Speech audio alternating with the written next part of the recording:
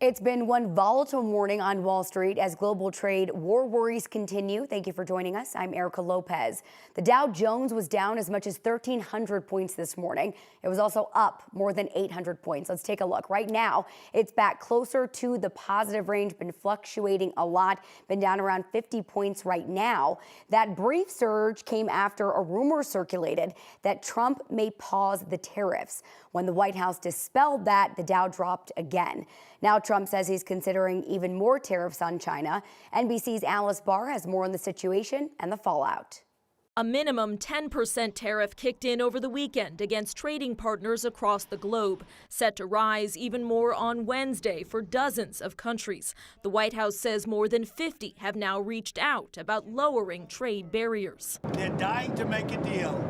But I said, we're not going to have deficits with your country. The Treasury Secretary pushing back against recession fears and added anxiety for Americans who want to retire, seeing their savings plunge. I think don't look at the day-to-day fluctuations of what's happening. Democrats reject that, slamming the president's response. People have seen their retirement savings on fire, and there he is out on the golf course. Not going back.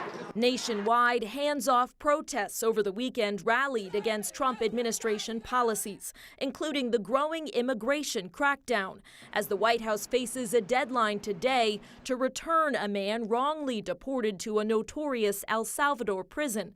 Kilmer Abrego Garcia, a husband and father with no criminal conviction, was granted legal status in the U.S. in 2019. A federal judge saying his detention appears wholly lawless. The Trump administration says he's affiliated with the MS-13 gang, though the Justice Department's own lawyer acknowledged the absence of evidence in court. Attorney General Pam Bondi now placing that lawyer on administrative leave. In Washington, Alice Barr, NBC News. As we anxiously wait to find out if there will be cuts to Medicaid, a new study shows any cuts could affect as many as 14,000 jobs here in our state.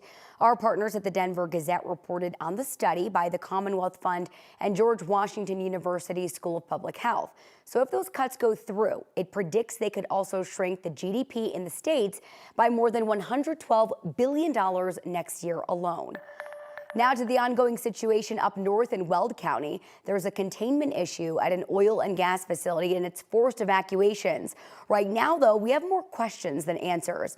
It's happening near the small town of Gailton in central Weld County. That's about 20 minutes northeast of Greeley. Here's a look at the facility on County Road 74. The fire department was made aware of the issue just before 6 last night. Something is seen spewing from the facility, but we don't know what it is or what's even causing it. We also don't know if there are any injuries. As a precaution, those who live in a half-mile radius are still out of their homes this afternoon. Gailton Elementary School is at the edge of the evacuation zone and was closed today. We are expecting an update on the situation, and when we get that, we'll keep you in the loop both on air and online. Thankfully, our warm-up continues today and throughout the week, if you're into that sort of thing, which I am. 9 News weather impact meteorologist Corey Reppenhagen here. I know you like the cold, Corey, but it's warming up, my friend. Yeah, I'll take whatever Mother Nature gives me. I like it all. We got a real winter going on out there right now. Nothing but clear blue skies over Mount Blue Sky, of course, here, and it's going to stay like that all day. It could really be the top, the winter of the week, you could say. We have right over the downtown area here, you can see the clear skies just about everywhere you look. Temperatures already getting very close to 60 degrees. We'll make a run at 70 today. I think even though tomorrow's temperatures are going to be even warmer, today might be the winner because there's something about clear blue skies that are just amazing, and we'll have that. Also light winds throughout the entire state. We're clear right now. You can see some clouds drifting in here from the west. Those will get to the western slope by this evening, but for the most part, all of us, we're going to stay clear and dry as we go through the entire day. Here is the forecast here in Denver over the next 6 hours. Sunshine all the way through the entire day here. Temperatures getting close to 60. There might be some mid-level air that will disrupt us from that venture to get 70 degrees, but it's going to be really nice.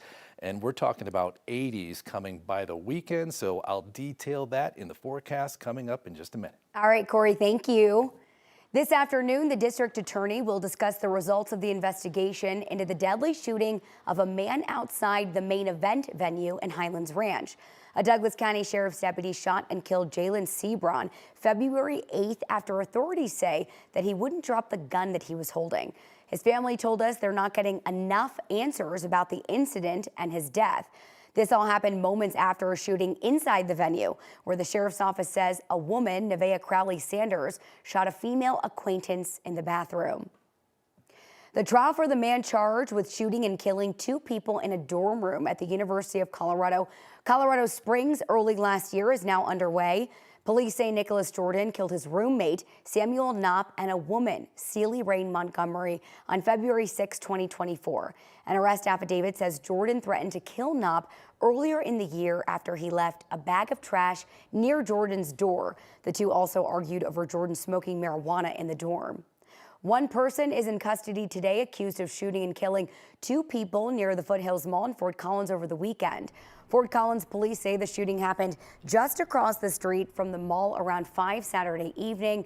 It didn't take long for investigators to identify and arrest an underage suspect. Police say the shooting may be gang-related. Promising news from the Boulder County Health Department today shows fentanyl deaths in the county are down 30%. Preliminary data from the Boulder County Coroner's Office shows deaths went from 38 in 2023 to 27 last year.